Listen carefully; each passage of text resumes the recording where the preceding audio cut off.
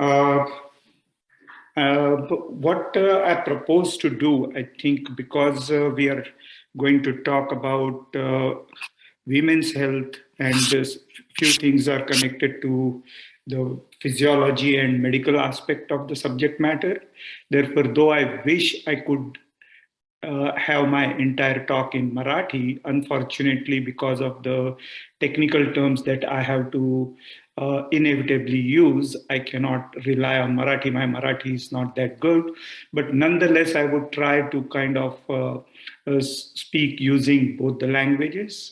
Sometimes I would talk in Marathi, sometimes I would use English depending on the situation. So kindly bear with me.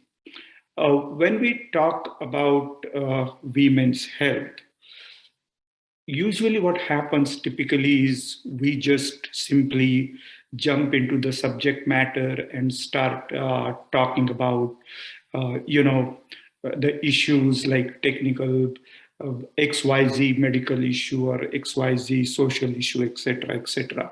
And usually we avoid going to the very root of what does that mean to say that we are going to talk about women's health as against, say, a man's health or children's health.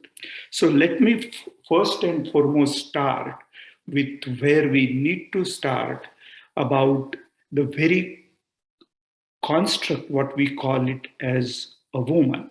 And the question comes, what is after all a woman in a very, very broad evolutionary sense? So the story of this origin of today's discussion can be traced back to the very origin of life. So let me go there first, lay out a kind of stakes on the ground for creating a context for what issues that we are going to talk uh, tonight. So I think many of you might be already aware of that life started somewhere around 2 billion years ago on planet Earth. That's what approximately they say, somewhere between 2 to 3 billion years ago, life started.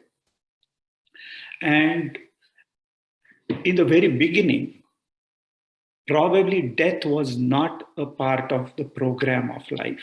Life was supposed to be immortal, going on forever. And if you look at unicellular non-prokaryote organisms, in a sense, they are indeed immortal. So, for example, if you think of amoeba as a living life form, then the first amoeba that must have appeared maybe millions of years ago, that same amoeba is still alive today. All that it had been doing was to duplicate itself into by dividing mitotically, just splitting itself into two, where the nucleus and the cell material divides, and it creates two amoeba from one, so that even if the older one dies, the other one continues. So the primordial amoeba mother is still alive today. So that was the native plan of life when it started. Somewhere around 1 billion years ago, due to evolutionary pressure and the struggle for existence and the nature-nurture kind of fight for survival, life had to introduce the concept of sexuality, because that probably supported the life's purpose of survival better. Because then what would happen is that the experiences, and when I speak of experiences, I mean to say in terms of genetic prints of those experiences, could be swapped and shared. Just as, so metaphorically speaking, for example, what we humans do is, suppose I go to, say, visit a foreign country, and I find that the culture is different, norms are different, say the driving rules are different. And I have some experiences, they're good and bad, and I return back. And imagine a scenario that Alka, she asks me and says, Avinash Kaka, this summer we are planning to go to that country. You had been there. Would you have any recommendations? And I would tell her, yeah, sure, Alka. You know what? When you go there and when you rent a car, you have to drive it in this and this way. I tried to drive it the way we do it in the America, and I had a citation. That's the experience I share. Now, the same thing started happening with life 2 billion years ago. The only thing is that when living forms experience things, they don't record it necessarily in the human language. They record it in the language of biochemistry. And the recording is the genetic material, what is called as DNA and RNA, deoxyribose nucleic acid and ribose nucleic acid. So coming back to our story of origin of sexuality, this experience sharing started helping the life forms well.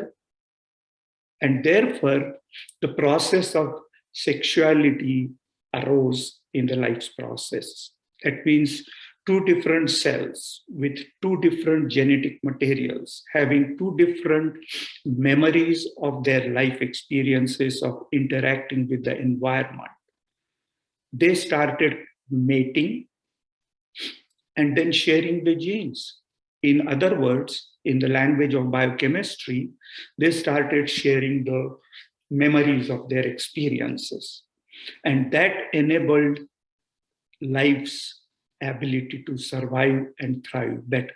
And that was the origin of sexuality about a billion years ago. Thereafter, life kept on evolving. And somewhere around, I would say, 2 million years ago, as the life evolved and came up to the point of primates like chimpanzees and gorillas and baboons and those kind of primates, our ancestral humans, they bifurcated from that point and became what we call as humanoids. Now, to give a sideline to this whole story, before I go on further with the stories, that when this experiment with sexuality started, there were some technical problems for the life system at a cellular level, because at that point of time in evolution, life was still single cell or a bunch of small multicellular organisms. And at that point of time, there were issues of storage of genetic material. And there was also the issue of driving the car of life. And as you know, that usually you don't have two drivers to a car. Therefore, nature invented the concept of death. So the long and short of the story is that sex and death, these two things evolved in the life's history simultaneously. So in a figurative sense, sex and death are two sides of the same coin. Those of you who are interested and have time to read, for amusement, I would recommend reading a wonderful book by William R. Clark. He's a professor of immunology at UCLA, and the name of the book is Sex and the Origin of Death. Very interesting book. So, and I'm not going to go into the medicine of death, how that death was introduced in the life process, which is technically called as apoptosis. But let me come back to our story of women's health. So about 2 million years ago, our ancestors bifurcated and became humanoid. And as we know ourselves, from being humanoids, that is 2 million years ago, to becoming us as humans, who are in technical language called as Homo sapiens, that happened sometime about 250,000 years ago. So we as humans appeared on Earth around 300 to 250,000 years ago, as we are today. Archaeology and history tells us that we were not the only human-like species. If you have heard the words Neanderthal man, they were our cousins, almost humans, 99.999%. But it seems that those co-human species died out, and our species, which is Homo sapiens, we survived. And when I say that the other lateral humanoid species died out, that doesn't mean that they totally disappeared. As a matter of fact, those ancient human species would continuously mate with each other. And even today, in our own genetic structure, we have a lot of genetic material from those parallel humanoid species. To give you one example, people of Asian Indian origin from India, we have slightly more dominance of Neanderthal genes in our blood. Now, the advantage of that genetic structure is that we are less predisposed to skin diseases, but we are more predisposed to diabetes and cardiovascular diseases. Anyway, fast forward from 300,000 years, the process kept on happening and human civilization started evolving. Language came into being, human beings started creating language about maybe 100,000 years ago when the primitive language appeared.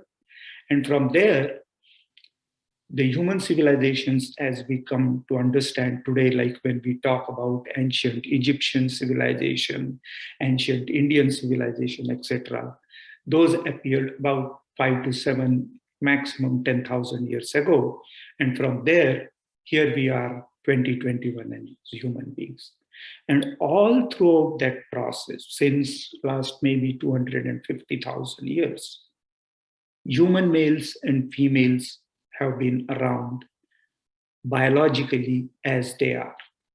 Now, this is something I want to point out, that when we talk about women's health, and sometimes in some other context, somebody else would talk about man's health. So this biological machine, if you think of it from that point of view, as a human male or human female, that machine has been around for about 250 to 300,000 years. Of course, let me put a caveat here, that when we talk about human beings as machines, I'm talking about the phenotype or the outer appearance, where one can look at a person and say, oh, he's a man or she's a woman. But when we talk about genetics, probably scientists estimate that this X and Y chromosome that actually distinguishes between male and female, that appeared in the life process about 180 to 300 million years ago. That's a kind of approximate estimate.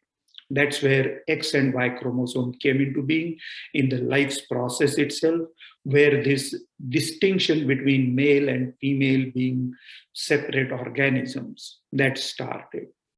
And then, of course, X and Y chromosome evolved in its own way. X stands for the femininity and Y stands for masculinity.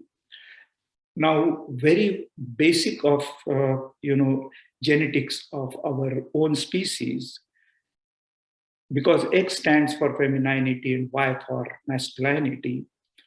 Generally, you can say broadly, and I'm not going to go into those genetic anomalies where the genetic configuration is XXY and XX0, etc. Just now, let me stick to that very basic, simple organization of XX and XY. A woman has in her genetic structure 2 X chromosomes, XX. That's how a woman is represented. And a male is represented as XY, 1 X and 1 Y. In nature, you can find various combinations, but you seldom find OY. That is only Y. That kind of genetic configuration is non-viable.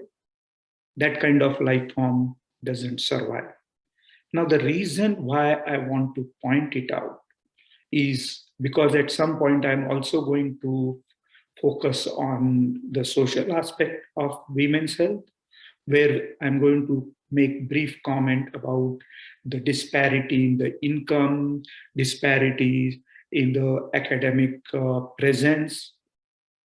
And at that point of time, I want to kind of bring this point back that Y chromosome that defines a male because of that SRY gene is a very weak chromosome.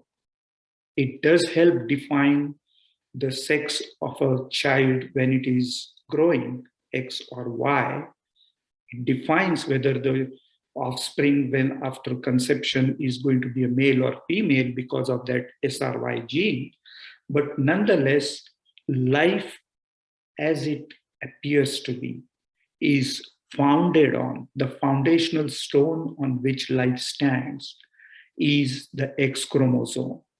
So this mythological story, whether you talk of Bible, in Bible you would say that God first created man and then out of his rib he created a woman. Even if you go to Hindu scriptures, you would always find a reference to God as he. Even in Hindu mythology, you would hear the story Brahmadev as a male who created out of his mind a woman called Saraswati, then mated with her and started the life's process. Well, science speaks exactly opposite. Probably life started with female, that was X chromosome, and then Y, which defines a man, is an afterthought in the process of evolution as a suffix. To give you a sense that humans genetically have about 25,000 genes, out of them, majority of them are on X chromosome. And even out of the small number of chromosomes on male part, Y chromosome, there are only 70 genes that are responsible for making proteins, whereas on X chromosomes, there are more than 800. And Y chromosome has been losing its genes, about 4.6 genes per million. So if there are some feminists in this group and paying attention, and if they say we are sick of these men being around and bullying us and bossing us, then I would tell them that please wait for about 5 million more years and the Y chromosome will be gone. There won't be any males anymore, probably. It would be the world of all females as it used to be when the life started. Every male is half female because to be a life form, for example, myself, when I call myself Avinash, my genetic configuration is XY. And most of the survival genes that make my survival possible are all located on my X chromosome. And Y is just a kind of, by the way, genetic support. Of course, it defined me who I am, but it is not essential for my survival. Now, X and Y, these are, and the woman gets both the X from their mothers, whereas Y comes from the paternal side. Therefore, when a disease happens on X chromosome, it's the males who only suffer, whereas the woman can still survive because if she has got other X from her mother's side, then there might be some protective mechanism on the other chromosome to spare her the disease process. And this is something very important to understand. So Having said all that, which seems to be very convoluted and little complex from genetics point of view, which is not the main purpose of our discussion today, overall, one can make a very broad generalized claim that if we think of human beings as a machine, then overall female is a better design. It is a superior machine. It's more durable. Even as far as its performance is concerned, it's actually more efficient and it's more productive, pun intended as well as not intended. Because after all, reproduction has been bestowed on women, therefore they are productive in that sense. But even from other point of view, they are much more productive. So a woman is definitely biologically a better design. So if you go to medical schools, and many of you here participants have their children in medical schools. So I remember when I would teach a class in medical school, I would ask this question, that imagine a scenario where there had been a very bad accident on interstate. A car has been smashed. There were two passengers in the car, a male and a female, exactly of same age, socioeconomically same background, and both are being brought to the ER. And they're badly hurt. And as an ER physician, you are getting ready to receive them. And you are being asked that what is the probability that one of them would be dead on the way and the other one would still somehow survive. And the probabilistic answer is that the female would survive, the male would not. Again, I'm trying to showcase that a female biologically is a better machine. Now, the proof of the pudding at a societal level, at a social level, if you look at the life expectancy, you are going to find that life expectancy at global level is 74.2 for women. For men, it is 69.8. In the United States itself, for women, the life expectancy is 80.5, and for men, it is 75.1. Actually, 2 years ago, this number was 1.5 years more for both. For women, it was 82.5. This number has been skewed because of COVID. So actually, if you take out COVID from the equation, then the life expectancy for women is 82. For men, it is about 76 or something. Even then, it seems apparent from global point of view as well as from American point of view that women tend to live longer than men. That itself again shows that in the longer run, this machine is superior to the other machine of man. Now, let's talk about the differences. Now, I talked about superiority and inferiority, which is a kind of a social construct. But let us talk about something which is biological. That men and women, and this talk always happens particularly in the social and political context, whether men and women are equal or not equal. As a matter of blunt fact, they are not equal, they are never equal, they were never equal. There is no equality, they are different. So when we talk of equality, heck no.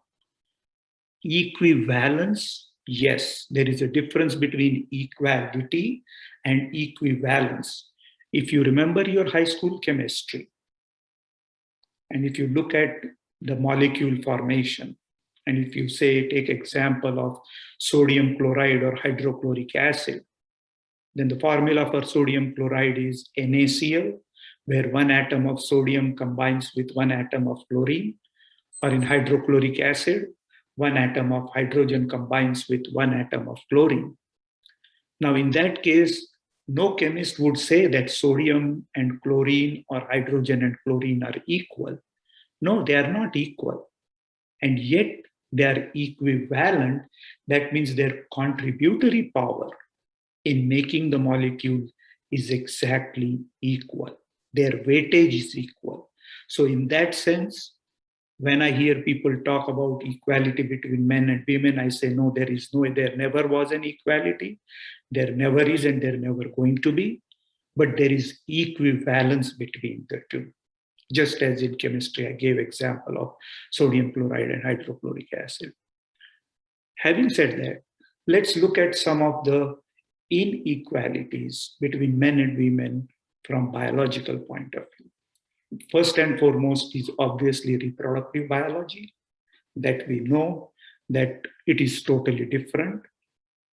Women have vagina, cervix, uterus, fallopian tubes, and ovaries, and other hormonal systems different.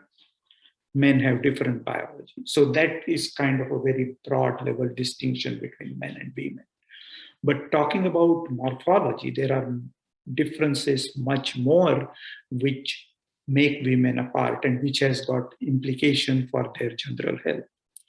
Overall, in human species, women weigh 15% less than men.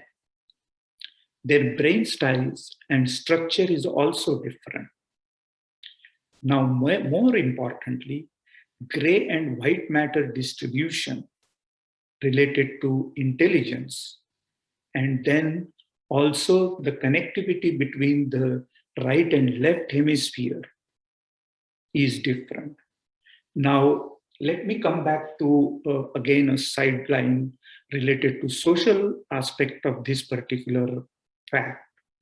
Now, if you have heard the name of Dr. Lawrence Summers, many of you who are in the field of economics would know him immediately. He was, I think, the chief of the Financial Advisory Council to President Obama, as well as to President Clinton. He was nominated for the Secretary of Treasury, and he was also the president of Harvard University. And those of you who know a little bit of history would know that he was not technically, but virtually fired from Harvard. And because of two reasons. One of it was that in a conference presentation, he insinuated, I won't say he literally said because I have read his original paper, he insinuated that women have less aptitude for science. In other words, he said women are less intelligent than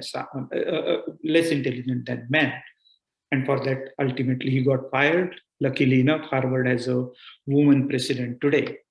But the point is this difference between brain structure. Because intelligence is not a monolith. It's not one single thing. Intelligence has many, many facets. And is there a difference in intelligence of men and women? Absolutely, yes. That doesn't make them less intelligent, but the type of intelligence is different. So if I am asked a question, what is 2 plus 2? And I come to an answer 4. And if my wife is asked the same question, what is 2 plus 2? And she would come to the answer 4. Though the answer would be the same, probably the algorithms that are used in her brain might be different from mine. It seems that the white matter is much more dominant in female brain. That's why many times in social context, they say, oh, women think holistically, or they can grasp the big picture much better than men can do. Whereas men think more linearly, men can think more fragmentally. Yeah, sure. Probably it has got to do with the way the brain has been designed by evolution. And there is a reason for that. And I'm not going to go much into the depths of evolutionary biology, but yes, the brains are different, the size is different, the structure is different. Skin color is different. Doesn't matter what ethnicity is. All over the world, females have lighter skin color, and it has got to do with their reproductive function. What happens is, because the reproductive function, bearing of child, is designated to females, obviously nature had to consider the biological factors behind it. And therefore, when a child is in the womb of a mother, it would require extra supply of nutrients. And for synthesis of vitamin D, which is connected to calcium metabolism, we depend on sunlight and melanin in our skin pigment. And because of this reproductive function, nature provided females with lighter skin. So females have fair skin color because with fairer skin, the absorption of sunlight becomes better, which helps promote synthesis of vitamin D, which in turn helps calcium metabolism. Waist and hip shapes are different because woman has to bear a child and deliver a baby. Now, to give you a sense of this waist and hip shapes being different in males and females, to give you a sense why these shape and sizes are different. For fact, the full-term human baby in the womb of a mother, its diameter of head at its maximum is about 10 centimeters, 9.5 to 10 centimeters. And the woman delivers that baby with that size of head, with skull, which comes out of the vaginal canal of a woman. Imagine a scenario that nature was not innovative, nature didn't know mechanical engineering, and nature had to deliver this size of a baby straight, like as if dropping out of a carry bag. In that case, the nature would have been compelled to make a woman about 45 feet tall. Then only a baby with a head size of 10 centimeter would come out of the genital canal. But nature probably created everything. And a woman's reproductive system is a mechanical engineering marvel because nature uses so many complex tricks. And obviously, it is all those tricks are mediated through biochemistry, hormonal controls. But nature manages to pull out this magic, pull off this magic of delivering a 10 centimeter biparietal diameter baby from the reproductive tract of a woman who is barely 5 feet 3 inches tall. Well, that's again an engineering marvel that only nature can create. Now, talking of physiology, women have high pitch voice. Now, you can guess why. Now, again, it's an evolutionary processes effect because in ancient times, imagine 5,000, 10,000, or maybe 100,000 years ago, a woman was responsible for taking care of her children. And in any season, whether it is winter or summer, a high-pitched voice reaches farther, is picked up better. So those of you who have cats or dogs in the house, particularly I can speak that I have cats in my house, and cats respond to my wife better than me, though I take care of the cats. And I always, as a grumpy old man, complain that I take care of my cats and why do they respond to my wife better? And the pure physics behind it is that animals are better tuned to respond to high pitch voice better. So in ancient times, it was a protective mechanism so that a mother could shout out to the children playing around and call them back to her. That's the reason why in evolutionary sense, women have been bestowed with high pitch voice. Menstruation, I'm going to talk a little bit about as we go further. Menopause is again a part of life's process. There have been many theories, and I think I'm going to talk about one of them when I talk about the social aspect of menopause, that why menopause should ever exist in women. Women suffer more from anemia. Their hemoglobin is less than men. It has got connection with some part into the biochemistry, and another is because they have menstruation where they keep on losing little bit of blood every time. Biochemically, if you look at the biochemical profile, women have less hemoglobin compared to men. Their liver enzymes and cardiac enzymes are different from men. Their renal functions are different. Their hormonal structure is different, estrogen, progesterone, even their high density lipid, etc., are different, and they have implication for their health purposes. For example, because of the cardiac enzymes, usually women, when they get a heart attack, it's brutal for them. Women, when they consume alcohol, they get intoxicated quickly, quicker than men, and the alcohol stays longer in their blood. Therefore, when you hear of date rape, usually it is because if a boy and a girl both get drunk, girl would get drunk more and she would stay drunk more. Therefore, it is a mismatched opportunity where a boy can take advantage of a girl. So these differences exist at biochemical level. When we talk about the health vulnerabilities, again, at the back end, it is always the biology, biochemistry, physiology, morphology, which is at play. But disease propensity is different between men and women. For example, go back in time 10,000 years ago. The life expectancy for men and women was equal. It was about 35 to 40 years. Nobody survived past that age on average. But when you look at the cause of death, what killed people, for women, it was always pregnancy and childbirth, and then after effect. Now, many times when I teach a class or offer a lecture on human sexuality, this is something I always refer to.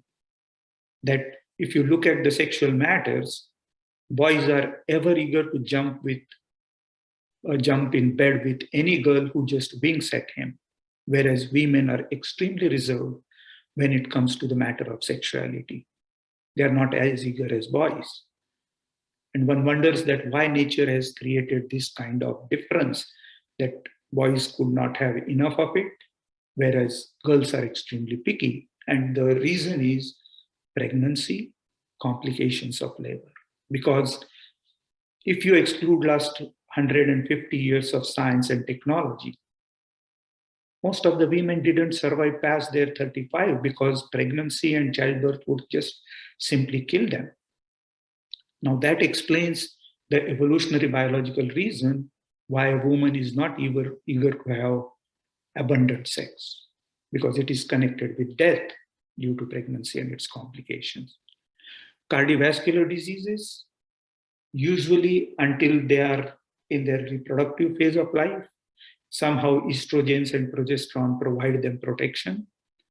But once they are past menopause, they are on par with man and they get cardiovascular diseases just like men do. The only thing is, at that stage, it hits them harder than it hits men. So it's a kind of a paradoxical situation where women stay much more protected. So if you look at the statistics, the prevalence of cardiovascular diseases is much higher in men. But after menopause, it starts to level off. And when it hits harder for women. Anxiety and depression, most of the mental health disorders, they're twice as many as in case of compared to men.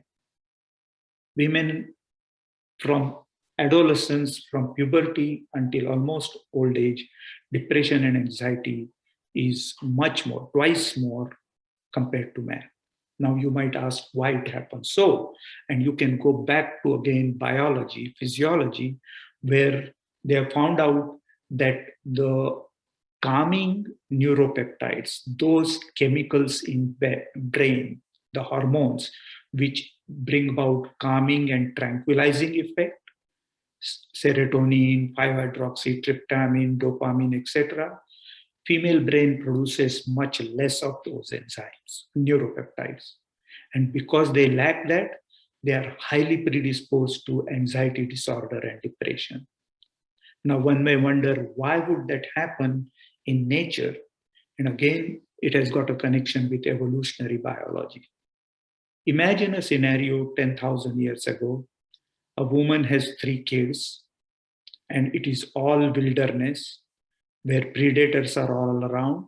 The wolves and foxes and cheetahs and hyenas are ever eager to snatch a human baby and eat it up.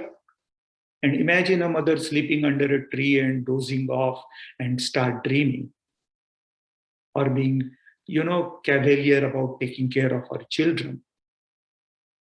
Probably humanity would not have survived this far. So nature had a reason to keep woman perpetually depressed and anxious, because a perpetually anxious woman has better chance to protect her progeny from being eaten by the predator. So this, just now what we see as depression and anxiety more in women today, is a gift of evolution, that for a very long time in that harsh environment, depression and anxiety served as a mechanism for the survival of the species. Now, breast cancer, it happens in both the sexes, but it is more in females because of hormones. Hypothyroid situation is more common in females. Alzheimer, again, is many, many more times common in female. All the dementias, again, it has connection with the biochemistry of neuropeptides. Osteoporosis, as I said, vitamin D synthesis, again, it is because of the hormonal background, estrogens, progesterone. Osteoporosis is much more common in female. Autoimmune diseases are more common in female. All those diseases like multiple sclerosis and SLE, systemic lupus erythematosus, these are again more common in females, much, much more common in females. Again, it brings us back to the evolutionary biology. Why would females have weaker immune system? It has to do with the reproductive system. Now, technically speaking, when sex happens, a man injects his DNA material into the genital tract of woman.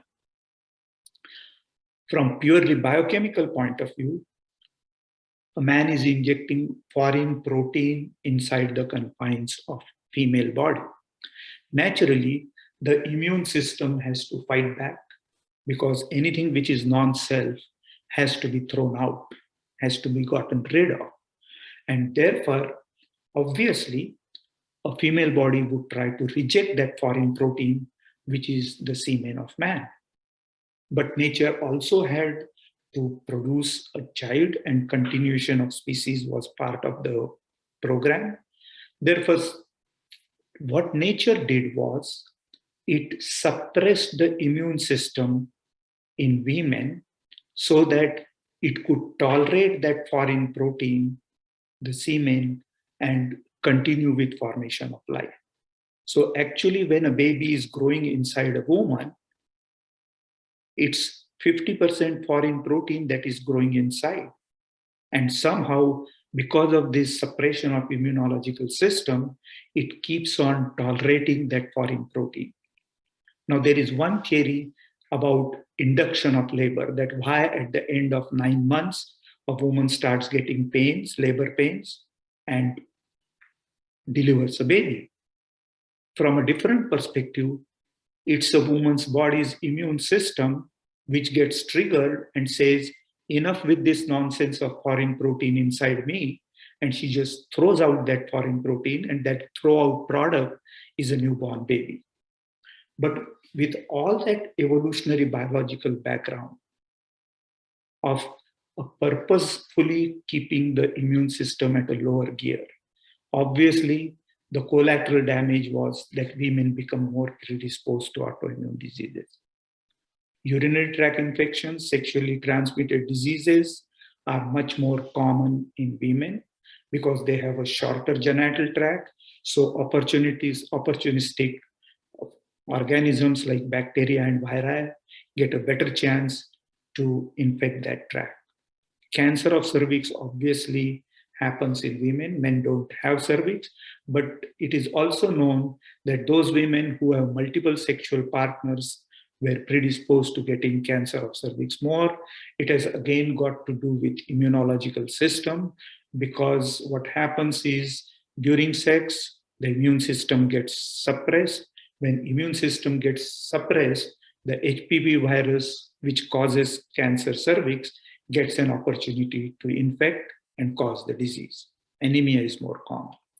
Talking about the pharmacokinetics, women and men respond differently to drugs.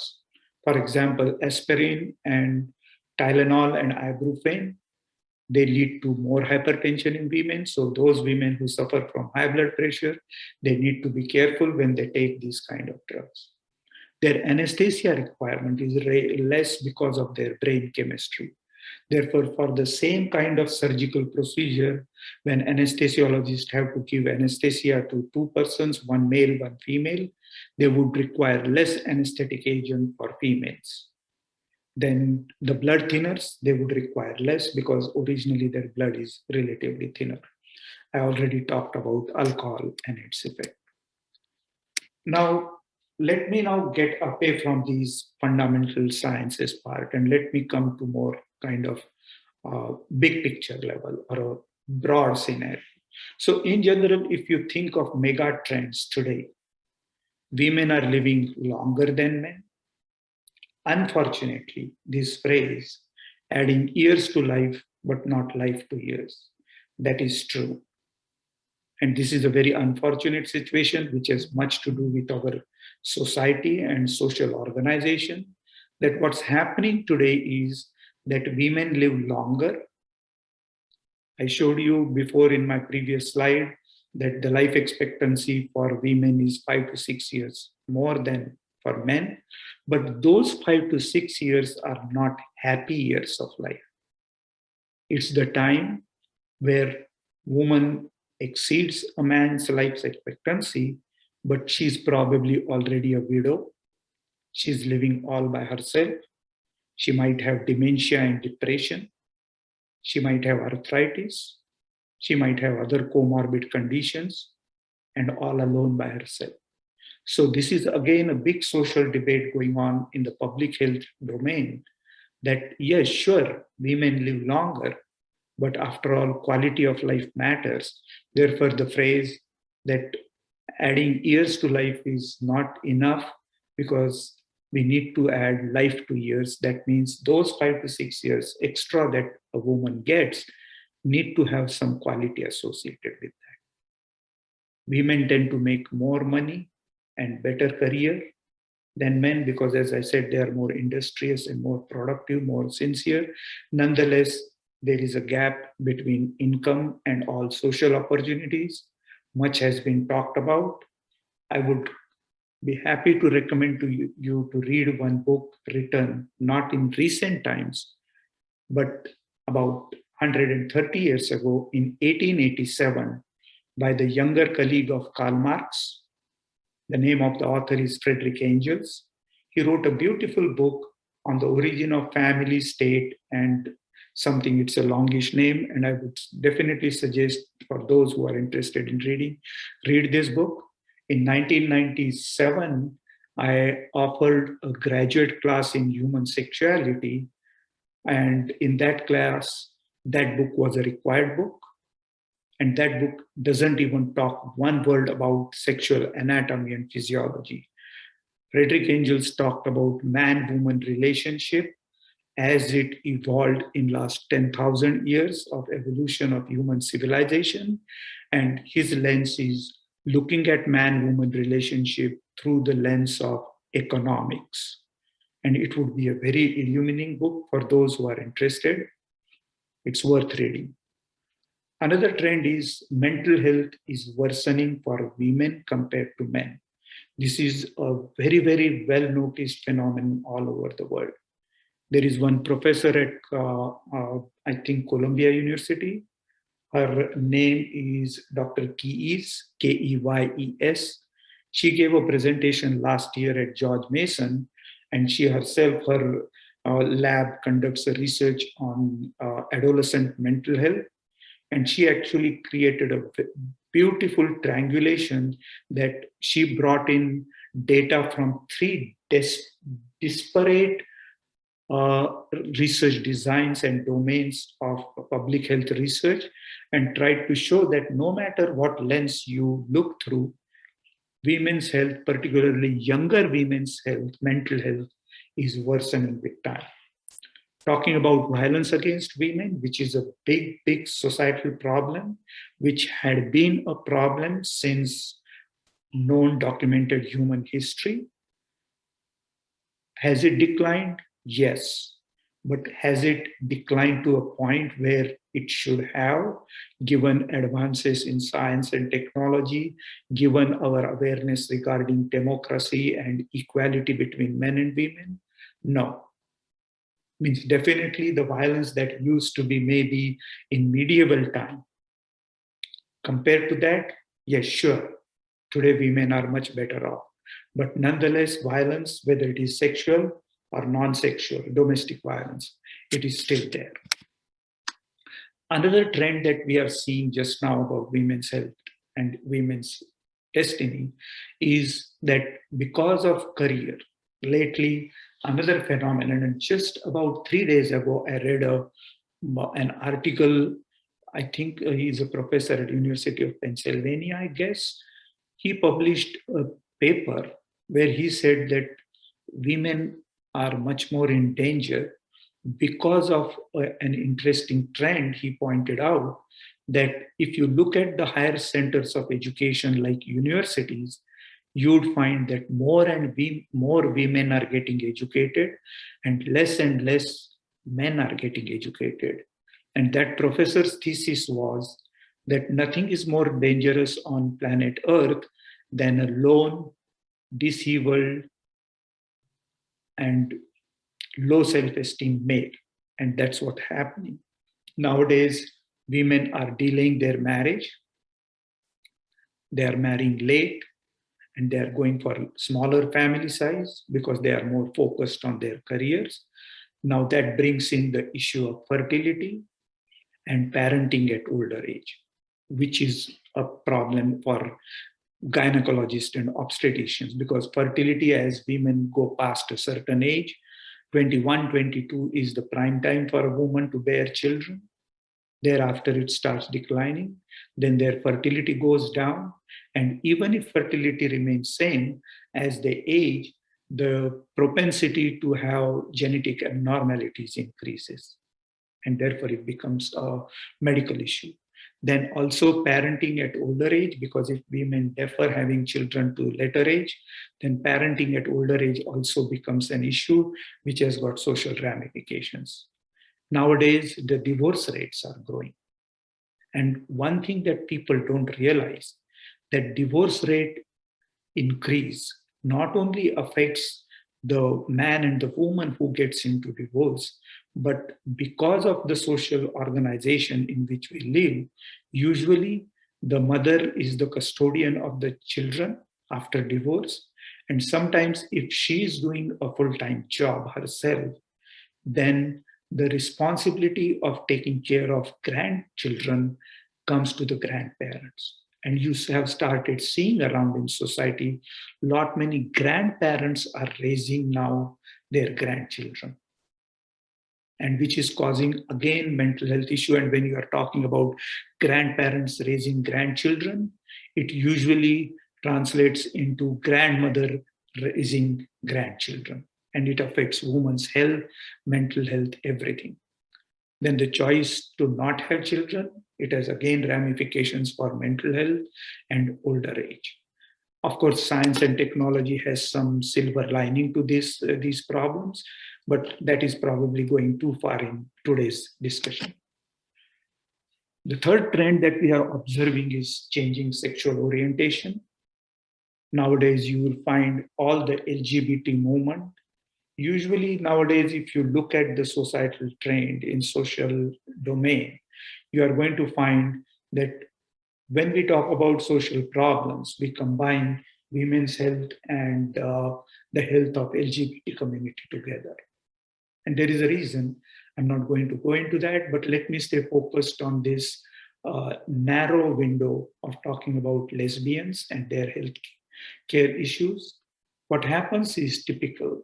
If suppose there are lesbian women, then healthcare providers and even the women themselves are unaware of the fact that This kind of pairing has its own medical or health related problems. Barriers to getting routine gynecological care, protection from sexually transmitted diseases, homophobia from healthcare providers, lack of insurance because of the social norms and the laws. So these are the problems they start appearing when the sexual orientations change. And this is something becoming apparent nowadays. Now, with that, let's come to the stages of life in females. Now, first and foremost is adolescence. It is the stage of, and I'm not going to stay longer on each one of them because I think I don't know what time it is. And I think, Alka, have I run out of my time? No, you can go ahead. We can shorten the question answers for 15, 20 minutes. So you can go ahead. You still have 15 minutes. 15 minutes? Mm-hmm. Okay. All right. So then I will skip the adolescent because I'm assuming that most of the audience are not in adolescent phase. Even young adults, I would not talk much about. Let me talk about midlife, where job advancement and job establishment is the prime target for women. It is the same time when she's trying to raise children and care for elderly parents and take care of her own relationship and children. Then she's approaching menopause. These are the causes of death. Let me talk about senior years and menopause more. Because of increased life expectancy and issues of retirement and possibly loss of spouse and friends and depression, women tend to suffer more as they approach senior age. They have become more predisposed to cancer, heart diseases, chronic lower respiratory tract diseases, propensity to stroke, and even diabetes. Now, sexuality, I'm going to skip probably at this point of time. I will come back later on if I have time. Then this is a part of growing old for women. I just pulled data from the recently available numbers, and it seems that annual cost for home care is 4,300 per month in the United States today, and annual cost of nursing home care is 7,756 per month, which is exorbitant because the government doesn't take care of things. Now, when we talk about prevention of diseases, I think healthy nutrition, regular physical exercises. I don't think that in educated class cessation of smoking is much of an issue. Safe sexual practices is not much of an issue. Let me focus on healthy nutrition and regular physical exercises, particularly about physical activity. There is a common misconception that I have found among particularly adult women and then senior women. They think differently. Their perspective about physical activity and staying healthy is different. Because women are industrious, they continuously work in the kitchen, they work in the garden somewhere, etc. And they engage in a lot of movements. They claim, they believe that they are doing enough physical exercises. And unfortunately, that is not true. Now, the reason is that for staying healthy, let me skip to a few slides ahead and show you what does that mean when I say about exercises, and I'll come back to the other part. Now, what happens is when you are thinking about physical fitness, and it's very important in senior years to stay fit, cardiovascular fitness, respiratory fitness, muscular strength, muscular endurance, flexibility of body, and body mass composition. These are the various attributes of fitness. So, for a woman to stay healthy, particularly past the menopausal age, she has to attend to all of these together. So, if a woman says that I'm going to yoga studio and doing my yoga for 1 hour, I can assure you that 1 hour of yoga in a yoga studio is not even 10% close to keep their cardiovascular system healthy. It's a wrong concept for women to believe that if they are doing 1 hour of yoga, which includes, and I am aware of what goes on in yoga practice nowadays, there have been research papers which have shown that, with some exception of extremely strenuous Bikram yoga, no other yoga comes anywhere close to provide cardiorespiratory fitness. Muscular strength, muscular endurance? No. Yoga or doing routine activities does not provide that kind of fitness. Flexibility, yes. The yoga postures do provide benefit for flexibility. Body composition, no. Yoga doesn't provide. So if there are women in this particular audience who think that they do 1 hour of yoga every day, or they work in the garden half an hour or 45 minutes a day, and they take care of all the cooking and the chores, and if they are trying to convince themselves that they are doing enough physical activities to stay physically fit appropriate to their age, then the blunt answer is no. They have to take their physical fitness seriously from a different point of view. Maybe they have to consult a trainer or a fitness specialist who would actually tell them what exactly they need to do to have these fitness. And please remember, for sake of fitness, that you have to think of 5 different domains of fitness: cardiovascular fitness, respiratory fitness, musculoskeletal fitness, then the flexibility of joint, body composition, and mental fitness.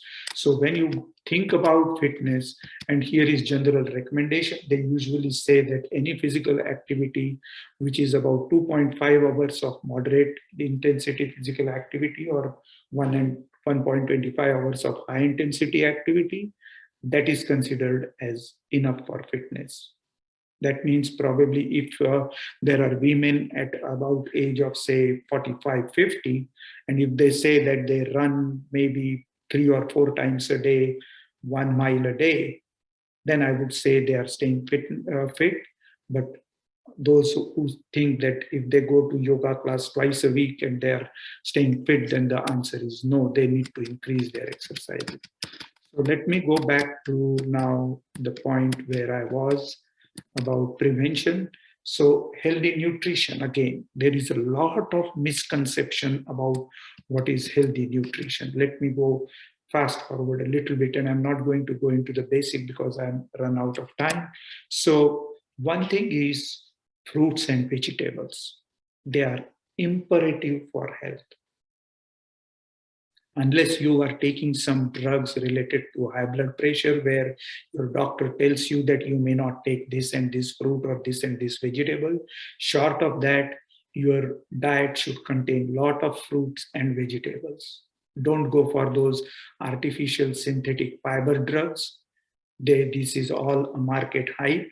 It's not true. It doesn't help. Now, vitamins and minerals are equally important, particularly macro minerals. Again, be very judicious. One comment that I want to make about this nutrition labels: please, please, please, do not try to go in an overkill mode about reading the nutrition labels. They serve as only broad pointers, just like on a highway, which tells me that New York is 180 miles away or 130 miles away. They serve no more than that. These nutritional labels are extremely misguiding. It requires medical knowledge to really decode them. So if you are trying to kind of, I would say, fashion your diet based on reading nutritional labels, please do not do that. Human body is a very, very weird, complex system. It has got a very complex way of handling weight. Therefore, if you are into weight reduction, or if you are trying to control your diet and modulate your diet to control your diabetes, you need to take consultation from nutrition specialist or exercise specialist before you can take decisions, because decoding of these things is extremely different and difficult. Talking about secondary prevention, I think all women from adulthood onwards need to take care of having routine secondary screening of mammography, pap smear, and prompt medication, because it is known that women particularly are less adherent to medications, and then obviously they have to take care of their lifestyle things. Then when it comes to painkillers, women seem to rely more on kind of painkillers nowadays. If you look at opioid crisis, you find that there is more preponderance of women taking those drugs. Of course, it's a different matter when it comes to cancer. With that, let me go fast forward to menopause, make a comment about it. And one more thing before I move on, and if there are some young audience in this particular cohort, I want to tell that excess exercise is as injurious to body as no exercise. Exercise has a relationship with fitness. It is a U-shaped curve relationship. Too much is bad, too little is bad. So if there are young women in this audience who are saying more is better, then the answer is no.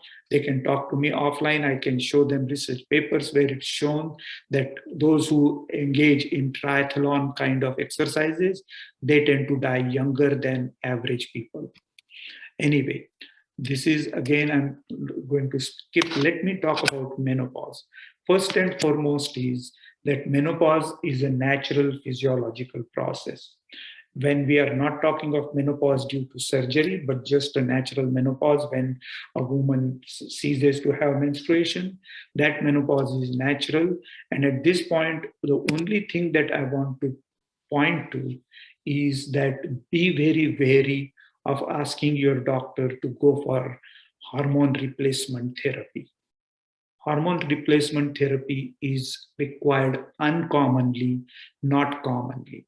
So, as a routine, as a rule of thumb, if a woman is going through menopause, she doesn't require hormone replacement therapy. So please be aware of this fact. The best way of managing, and these are the symptoms, I think most of the women who go through this phase know about it: hot flashes, increased depression, sleep disturbances, dysfunctional sexual relationship, etc. But more important that I want to point out is that after menopause, a woman's propensity for these diseases increase, and therefore they have to be very consciously making efforts to ameliorate that. And first and foremost, please don't talk of hormone replacement unless it is imperative medically, which only a medical doctor, a trained medical doctor can tell you about it. More importantly is that dealing with it with the non-medical options like regular exercises, then balanced diet, then having social activities, etc. Now, about mental health, again, as I said, that they suffer more from anxiety and depression. But more important to understand is these are the coping strategies, and I'm going to share this PowerPoint slide deck with NKM so that you don't have to remember these things. But these are the better ways of coping with the stress of life. Watching movies, doing exercises, meditation, and yoga comes very handy. Gardening, spending time with pets, and then spending time with relationships, etc., is very important. As far as talking about the medical conditions, premenstrual tension and premenstrual dysphoric disorder, I think I would skip. If it is audience of younger audience, I would talk sometime later about it.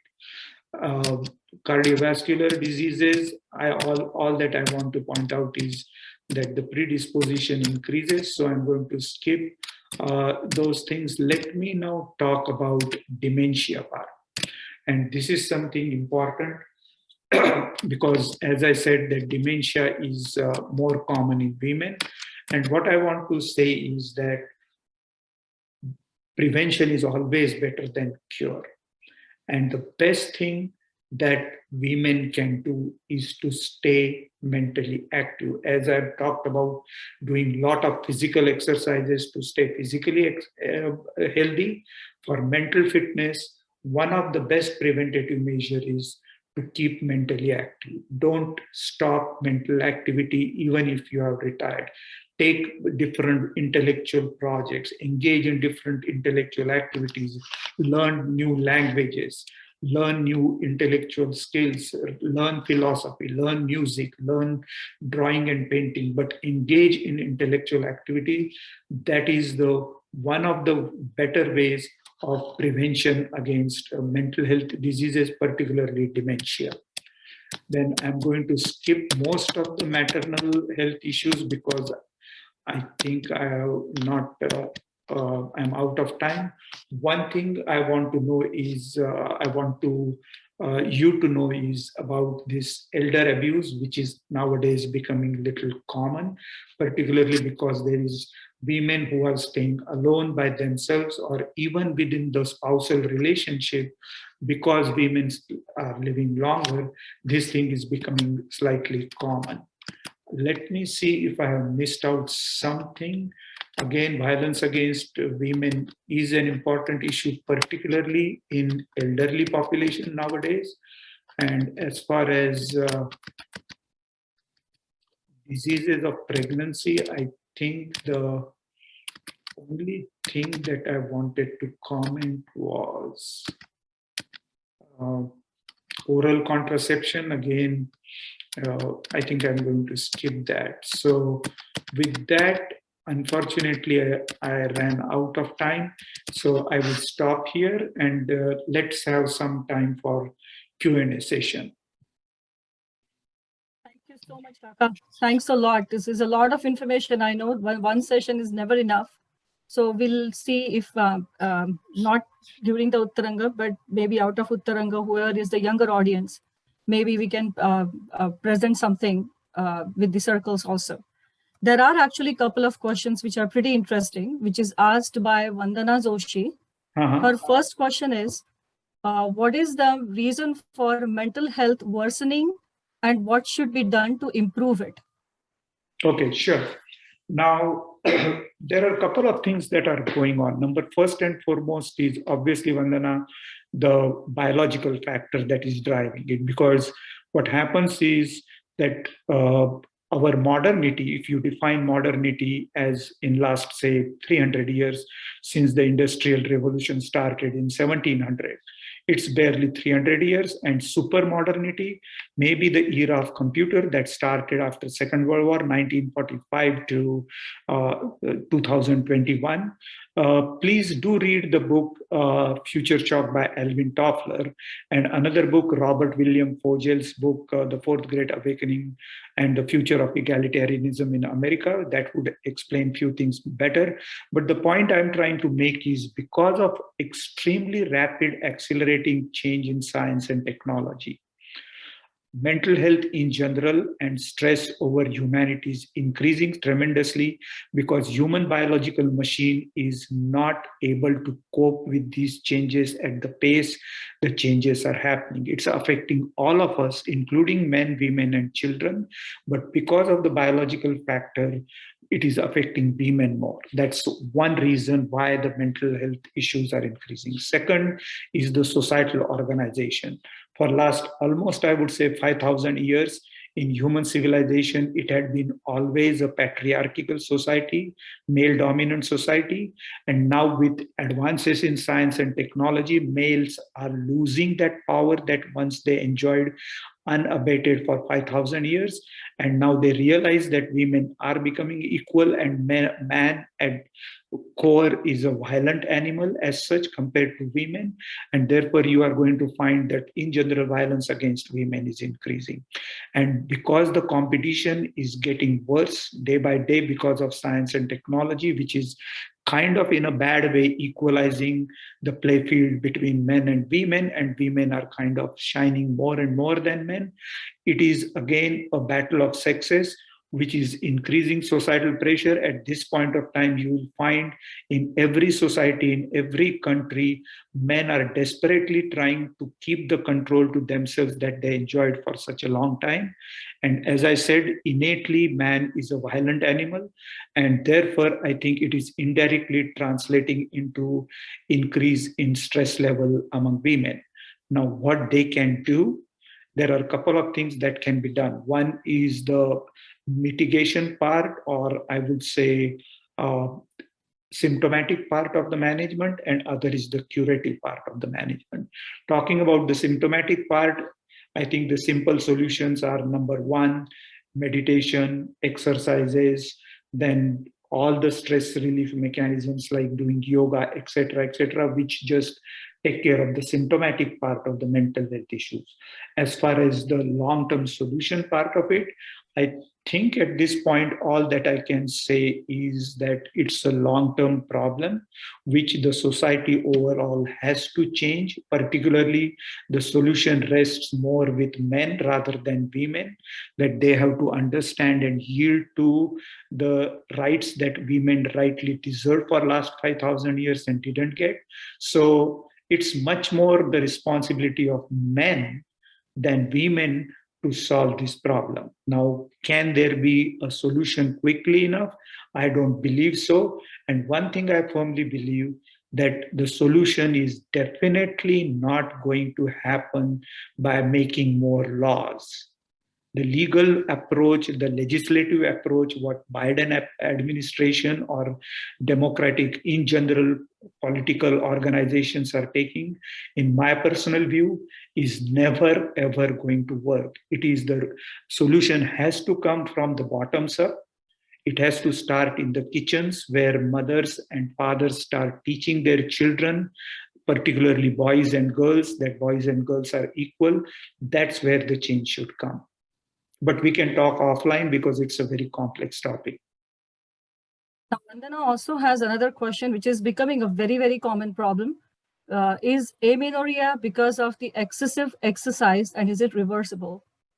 Amenorrhea because of excessive exercise is reversible. What was the first part of the question? It's amenorrhea. It's absence of menses. Absence of menses is because of excessive amenorrhea. Okay, amenorrhea. Yeah, absolutely. I think this is another problem that we find in the society, particularly in the age group between, I would say, 15 to 25-year-old young women. Because if you look at a pattern in society, and this is extremely paradoxical and extremely painful, that we here talk about polarization of the society, that rich and poor gap is widening, educated and uneducated people gap is widening. In the same way, if you look at the female population in that age group, there is a kind of polarization taking place where there is one group of women who are becoming absolutely resigned and depressed, and the other group is becoming overzealous about staying fit and exercises. In my own classes where I teach, I know at least half a dozen girls who run 6 miles a day. Now, in my opinion, that's a little overkill. So yes, that is very common, and I think I would be happy to have a session with younger ladies, because as I said before, and I try to show it in my class with a graphic presentation, that the relationship between fitness and exercise is a U-shaped relationship.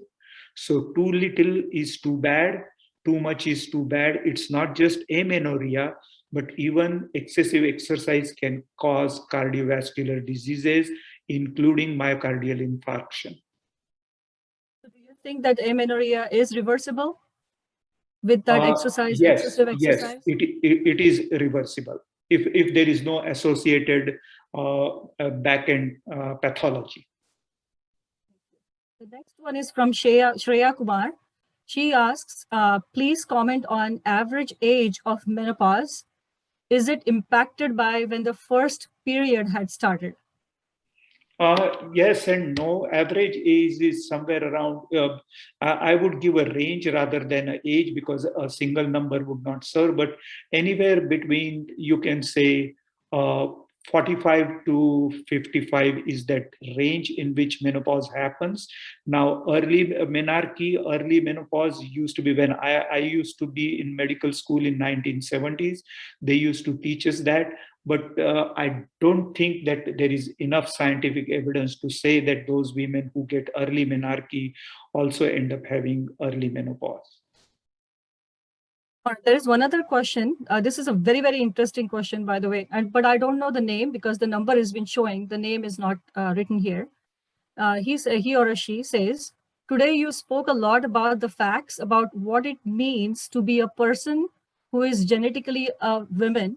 Although you spoke highly of this group, socially that is not the view. As a physician, how do you think the new generation of healthcare providers can do better in respecting them? आणि त्यांनी एक example दिलंय in the bracket for example the husband stitch and the bias women face when they go to male physician when it comes to addressing their health issues. This may not be your specialty. Do you have any insight on how to transgender women who take estrogen? Are they susceptible to the same health issues you discussed today? These are two different questions. So Yes. Tansa basically that he's asking what do you think about that? Yeah, sure. I can address that issue because in a different way. 20 years ago, when I was working at George Washington University, I did research on school and community violence, which included violence against these LGBT community, etc. Now, talking specifically about the question that is being asked, about the orientation of healthcare providers towards this community. Now, as best as I understand, and I am not, I have a lot of doctor friends, American trained doctor friends, but I don't have enough medical students friends in the United States of America. So I have very little insight about how the medical students are being taught about these LGBT issues when they're getting trained to be doctors. But at least as best as I remember, even in 1970s, when I went to medical school, we were taught to be indifferent to the societal issues. For us, a patient is a patient. It doesn't matter because what the patient's political philosophy is, what their sexual orientation is, what's their biology is. A doctor is supposed to be at least a good doctor. And in India, in those times when I went to medical school in early 1970s, 50 years ago, we were trained to look at things with absolute dispassion. So that kind of bias that is being talked about, and I do read quite a lot about it in the scientific literature, particularly in the articles published in JAMA, Journal of American Medical Association, where I come to realize that these biases are, I think, more common in the Western civilization rather than in country like India. It paradoxically it appears that this kind of bias should be more common in in a developing country like India. But it seems as a civilization and as a culture, Indian culture is much more tolerant of these kind of sexual orientations because maybe if you look at Indian philosophy and Indian mythology, we have been raised hearing about Ardhanari Naranateshwar, Shankar and Parvati being half male, half female. So probably culturally it is better tolerated here. As far as the Western society is concerned, there seems to be some bias, and the only way to get over it is to train physicians to be sensitive about it. And as far as the second part of the question is concerned, the medical aspect of it, now, you are talking about two different issues. When you talk about transgender, whether you are talking about sexual orientation as an identity, and whether you are talking about the biology, because biological status of a person is different from the social status, and biological status can only be established in a medical facility. So in a biological sense, if a person has, say, for example, undescended testes or has, say, rudimentary ovaries, something like that, or if there is the question comes, is there a genetic connection? Well, I'll be very honest with it. There are a lot of research papers that talk about genetic background to this sexual orientation, but the scientific evidence is, as of today, extremely weak. There is a lot of loud talk being made on the Democratic side that it is all genetic, but the genetic evidence is not strong. So I would take a position that these sexual orientation must be very, very sensitively respected, but that should come out of cultural reasons, not from the medical point of view. So genetics to me is not an argument. We are going to take the last question because of the time constraint. The same question is asked. By the way, the person who asked these questions, couple of questions, was Mrunmai Kulkarni. She has been called as May Kulkarni. And her that second question followed was, what do you think? Radhi, why do you think running 6 miles a day is an overkiller? A very simple answer. One thing is that when you think about fitness, okay, there are two things we talk about. One is athletic as a sport. That's a totally different thing. Somebody skydiving, somebody going to the outer sphere and testing the limits of human endurance, rock climbing, etc. Now, that's a totally different thing. When you talk about fitness, you are only talking, and I'm talking purely from a medical point of view. A fit person or a happy person is a person who is free of disease, who is socially, mentally, and spiritually stable and happy. Now, for that, 6 miles is definitely an overkill, because if that girl is not running and saying that, oh, yeah, I'm going to participate in Olympics, or I'm doing it for some athletic sport, I'm going to get scholarship to go to Ivy League schools, then I would justify that.